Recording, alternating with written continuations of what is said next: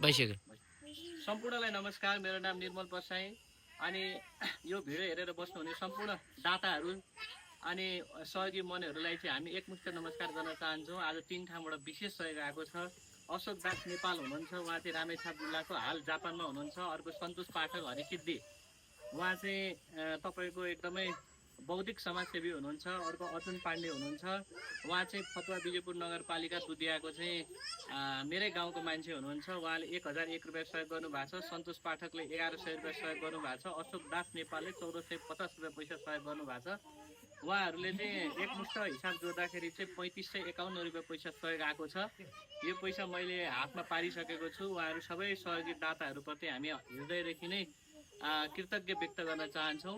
अनि यो सहयोगको लागि चाहिँ हस्तान्तरण गरिदिनको लागि चाहिँ आदरणीय वरिष्ठ समाजसेवी भगवान प्रसाईलाई यो रकम एकमुष्ट उहाँहरूको हातमा दिन एक-एकवटा गरी देखाउँदै दिनको लागि म हार्दिक अनुरोध गर्दछु। अर्जुन पाण्डेले दिनुभएको। अर्जुन पाण्डे, दुधियाका अर्जुन पाण्डे, वार्ड नम्बर 10 फतुवा विजयपुर नगरपालिका वार्ड नम्बर 10 रामबहादुर थापाका छोरा रामबहादुर कार्की रामबहादुर पाण्डेका छोरा। अनि यो दुईटा चाहिँ एकमुष्ट छ। यो चाहिँ 1450 र 1100 रुपियाँ गरेर यहाँनिर टोटल 3500 यो रामछापबाट पठाउने के अरे उहाँको नाम अशोक दास नेपाल। अशोक दास नेपाल।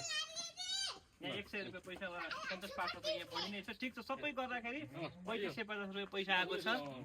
अनि आज अब यसरी चाहिँ सहयोग गर्नुहुने हामी सबै दाताहरूप्रति पुनः एकपल्ट कृतज्ञ व्यक्त गर्दै आफ्ना केही कुरा राख्नको लागि चाहिँ अपाङ्ग पनि हुनुहुन्छ। उहाँको हात प्यारालाइसिस छ, काम केही गर्न सक्दैन। उहाँ आमालाई मैले विगत केही दिनदेखि बताइराखेको छु। उहाँको चाहिँ दमको रोगी हुनुहुन्छ। उहाँले पनि अब धुलो तपाईँको धुवामा केही काम गर्न नसक्ने अवस्था छ। उहाँको पनि त्यस्तै अवस्था छ। उहाँहरूको खानपिनको प्रबन्ध, सुत्ने ओढ्ने ओछ्याउने केही पनि छैन मैले हेर्दाखेरि।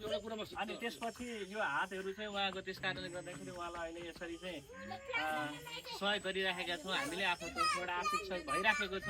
तपाईँ के भन्न चाहनुहुन्छ? एकचोटि यो पैसा तपाईँ के गर्नुहुन्छ? यो पैसाले म टुरा पढाउन लागि टुरा म पढाउन लागि पैसा मैले टुरा पढाउन लागि पैसा मुख दिने दर्शकहरू सबै मुख धन्यवाद।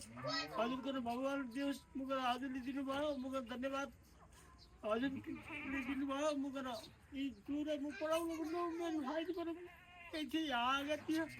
म पनि अपाङ्ग हौँ मुख दिनुभयो। धन्यवाद हजुरको भगवान देउस। राम्रो पढाउनु, दबाई खानुहोस्। यो पढाउन नभए दबाई गल्ला मुगन ओढ्ने तालो छिर्नु ओछ्याउने तालो छिर्नु मुगन के गरे हजुरको नाउँ निर्मल प्रसाईले मुगन सहयोग गरेका छन्। यो निर्मल प्रसाईका खातामा हजुरले अझै पनि मुगन सहयोग म गरिबको र सहयोग गरिदेऊ भनिकन म उगतै छौँ। ल अब उहाँले चाहिँ भन्न खोज्नु भएको, उहाँसँग ओढ्ने ओछ्याउने छैन, लत्ता कपडा छैन, अनाजहरू अब खानेकुरा खाद्यान्न पनि थिएन। त्यति बेला सुरुवाती अवस्थामा मैले उहाँको जानकारी लिँदा बुझ्दाखेरि अब बिस्तारै बिस्तारै हामीले जोड जम्मा गरेर उहाँलाई राहत सामग्रीहरू दिइराखेका छौँ। आर्थिक सहयोगहरू पनि जुटाएर उहाँहरूलाई चाहिँ हामीले हस्तान्तरण गरिराखेका छौँ। आज पनि हामीले कुल 3 जनाको चाहिँ 3551 रुपियाँ हस्तान्तरण गरेका छौँ। हामीले कसैको 1 रुपियाँ पैसा दायाँ बायाँ कसैको पनि हाम्रो त्यस्तो खाने नियत होइन। हाम्रो पहिलेदेखि मेरो विगत 20 वर्षदेखि प्रत्यक्ष र परोक्ष रूपमा समाजसेवामा लागेको मान्छे हो म। अहिले पनि निरन्तर रूपमा गरिब दुखी असहायहरूलाई चाहिँ मैले आफ्नो तर्फबाट आर्थिकदेखि विभिन्न किसिमको सहयोग गरिराखेको छु। हामीले चाहिँ यसरी गरिब दुखीहरूलाई सेवा गर्न सक्यो भने चाहिँ हामीले पुण्यको काम, योभन्दा पुण्य र पवित्र काम अरू केही हुन सक्दैन।